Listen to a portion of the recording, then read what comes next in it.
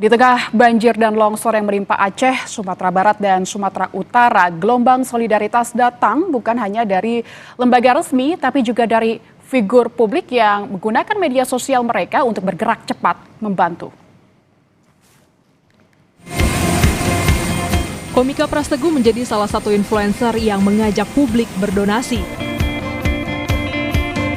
Melalui unggahan di media sosial Instagram, Pras mengumumkan donasi yang terkumpul sudah menembus 1 miliar rupiah lebih. Ia bahkan turun langsung ke lokasi terdampak, membagikan bantuan dan menemui warga di posko pengungsian. Gerakan kemanusiaan juga datang dari musisi dan aktivis sosial Ciki Fauzi. Dalam unggahan Instagramnya, Ciki turun langsung bersama relawan Dompet Duafa. Ia ikut menyalurkan bantuan ke ribuan penyintas yang masih bertahan di posko pengungsian, termasuk anak-anak dan juga warga lansia. Kawan-kawan semua, Influencer Ferry Irwandi juga menggerakkan publik lewat live streaming. Hanya dalam 24 jam, donasi yang ia himpun mencapai lebih dari 10 miliar rupiah. Dana ini langsung dialokasikan untuk makanan siap saji, air bersih, obat-obatan, hingga distribusi ke desa-desa yang terisolasi. Sementara itu, seorang pendongeng Ahmad Fauzan atau yang dikenal sebagai Kak Ojan bersama influencer Ria Ricis turun langsung ke Kampung Apar dan Lubuk Raya, Kecamatan Koto Tangah, Kota Padang, Sumatera Barat. Mereka hadir untuk menghibur anak-anak korban bencana yang masih bertahan di pengungsian. Heboh banget ya, ada yang sampai lompat-lompat, ada yang sampai joget-joget, aku dipeluk. Aku cuma pasang badan berdiri, semuanya pada datang meluk-meluk aku, dan alhamdulillah nggak ada yang mukanya sedih di sini, semuanya happy banget karena memang tujuan kita ke sini selain memberikan bantuan adalah untuk healing juga ya. Betul. Karena kan sebenarnya trauma itu susah disembuhkan. Jadi harapan aku dengan kita ke sini kita bisa menyembuhkan itu perlahan. betul. Dan yang suka, yang seneng nggak cuma anak-anak ketika dongeng tadi ya. Betul. Ibu-ibunya lebih seneng. Bapak-bapaknya juga. Bapak-bapaknya juga. Dari Prasteguh, Ferry Irwandi, hingga Ciki Fauzi, solidaritas digital berubah menjadi gerakan nyata. Bantuan yang awalnya lahir dari unggahan Instagram kini hadir dalam bentuk makanan hangat, selimut, obat-obatan, dan harapan baru bagi keluarga yang kehilangan rumah. Tim Liputan, Kompas TV.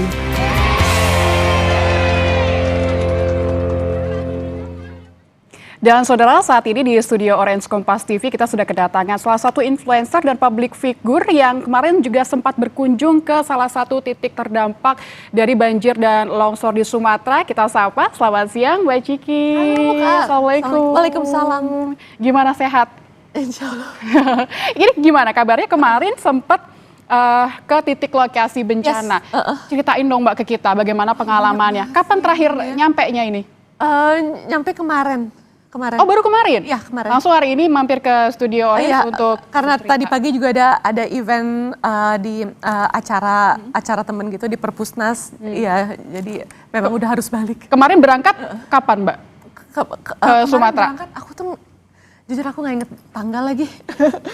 Awal-awal mungkin? Iya. Apa pas awal terjadi bencana? Iya, awal-awal gitulah. Mendarat pertama di mana, Mbak? Ke titik-titik mana saja bisa diceritain? Di Medan, terus gerak via jalur darat ke Air Hitam, Tanjung Pura, Langkat. Oh, ke Langkat? Hinai.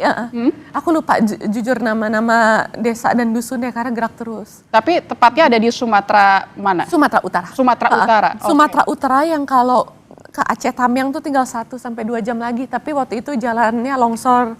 Ya.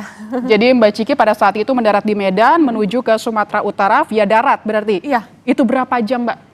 2 jaman. 2 jam. Bisa diceritakan pada saat itu di jalan-jalan apa yang Mbak Ciki lihat? Coba bantu kami Kalau di visualkan. jalan-jalan itu ada banyak mobil antri BBM. Ngantri bensin tuh susah banget, bisa 3-4 jam. Terus pas sampai sana, ya kita bikin semua bahan-bahan makanan kita olah tuh di dapur umum. Karena kalau misalnya langsung ngasih bahan-bahan makanan ke tempat-tempat yang terendam, even kompor tuh hanyut, Mbak.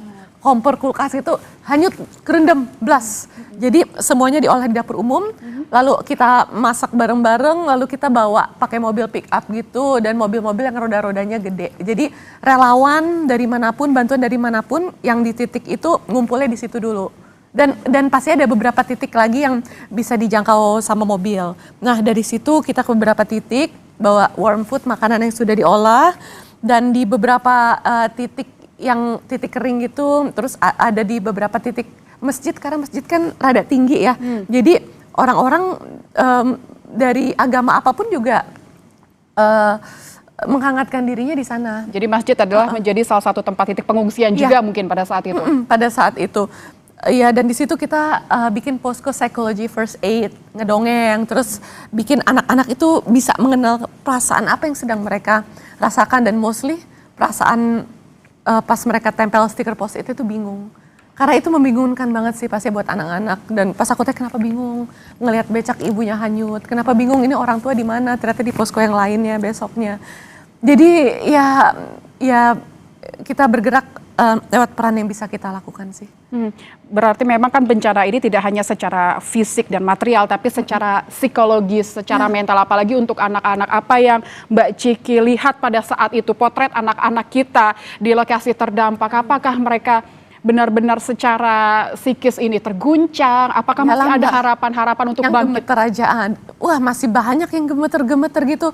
Dan kayaknya selain gemeter mentally, kena gitu ya, kedinginan juga. Karena aku juga di sana kerendam mulu, even aku yang sudah berumur ini tadi kedinginan, apalagi mereka gitu. Dan bantuan baju juga dibutuhkan, karena aku ngeliat di sana banyak bapak-bapak pakai gamis, karena yang banyak donasi itu perempuan. Yang gitulah kondisinya. Dan memang kalau relawan atau NGO tuh ada keterbatasan ya. Alhamdulillah terakhir saya ngelihat update, sekarang memang di sana kan nggak ada sinyal, dan listrik juga nggak ada karena gardu utama tuh pada kerendam. Ya semoga bantuan semakin banyak, dan dari pemerintah yang punya kapasitas lebih besar itu bisa membantu melalui hal-hal yang lebih besar dilakukan. Karena aku lihat yang dibutuhin itu salah satu yang penting banget adalah sanitasi. Dan hal-hal penting lainnya seperti internet, Starlink dan lain sebagainya. Ya, untuk listrik dan komunikasi memang aksesnya sedang diupayakan oleh pemerintah. Tapi kemarin Mbak Ciki ini berangkat dengan misi kemanusiaan. Kemarin apa saja yang sempat dibawa untuk membantu teman-teman kita di sana dan saudara-saudara kita, khususnya mungkin anak-anak mungkin, Mbak Ciki? Jadi kan kita semua ada kapasitas masing-masing ya. Jadi aku sama teman-teman itu concernnya lebih ke warm food, masak di dapur umum, lalu kita bawain dari satu dusun ke dusun lain, karena benar-benar basic needs yang paling utama yang mereka butuhkan adalah makanan. Mereka banyak kelaparan, dan semakin kita ke dusun-dusun yang di dalam yang belum terjangkau, itu beberapa kali kena marah ibu-ibu, kami udah 7 hari belum dapat bantuan apapun, udah ngetek ini, cuman mungkin orang-orang yang di-tag juga banyak di-tag orang lain. Dan ya mereka tuh banyak yang dapat makanan itu langsung makan di tempat. Dan memang aku kepikiran yang anak-anak kecil sih, karena ada beberapa anak kecil kan membutuhkan tekstur makanan khusus ya.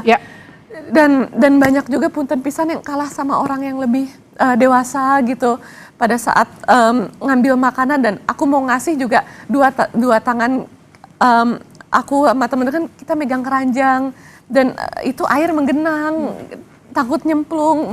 Jadi kayak emang sebenarnya suasana itu di sana ya pada saat itu mungkin karena awal-awal ya belum begitu kondusif, tapi semoga sekarang sudah semakin banyak kondusif dan sudah semakin bantuan yang masuk di berbagai titik yang belum terjangkau. Mungkin semoga ya Kak ya. Iya, ini pada saat itu mungkin secara psikologis mereka juga terguncang, ada bantuan datang mereka berebut. Jadi tidak pandang bulu, yang anak-anak dan orang tua mereka berebut begitu.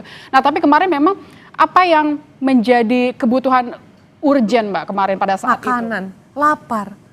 Semua orang teriak-teriak kami lapar. Itu. Oke, ini ada banyak cerita-cerita menarik yang bisa kita gali saudara dari Mbak Ciki yang memang kemarin terjun langsung dengan beberapa sukarelawan lainnya. Tapi saudara, kita akan jeda sejenak untuk mendengarkan cerita menarik lainnya dari tempat lokasi kejadian. Tetaplah bersama kami di Kompas Siang. Masih di Kompas Siang, saudara, dan saya masih ditemani oleh Mbak Ciki Fauzi, ini salah satu influencer yang kemarin sempat hadir ke tengah-tengah korban bencana kita di Sumatera.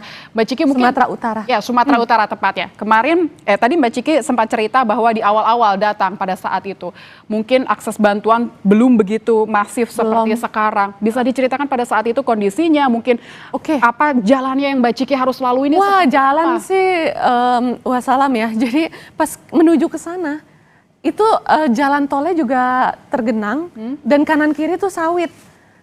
Jadi walaupun pohon ternyata tidak menyerap air secepat itu gitu ya. Aku IPS, saya bukan anak IPA ya, jadi kurang ngerti yang kayak gimana. Cuman asli itu sawit tapi ngegenang gitu, ngegenang segini. Dan ya kita jalan ke posko utama, jadi kan emang ya topologinya rada naik turun tapi nggak naik turun banget ya. Jadi tiap ada yang nggak tergenang air ya bikin posko gitu. Kalau kayak kayu-kayu gelondongan yang sempat kita lihat di TV Iya, itu ada lagi. sempat lihat nggak, Mbak? Iya sempat rapi digergaji gitu. Kayak bukan tipe kayu yang hanyut sama air banjir gitu ya. Yang aku lihat sih rapi kayunya kayak bekas digergaji. Tapi nggak tahu deh mungkin di tempat lain memang ada yang hanyut. Dengan kondisi seperti itu mungkin juga membahayakan untuk warga terdampak juga. Udah banjir, ada kayu-kayu sebesar itu. Iya, begitu.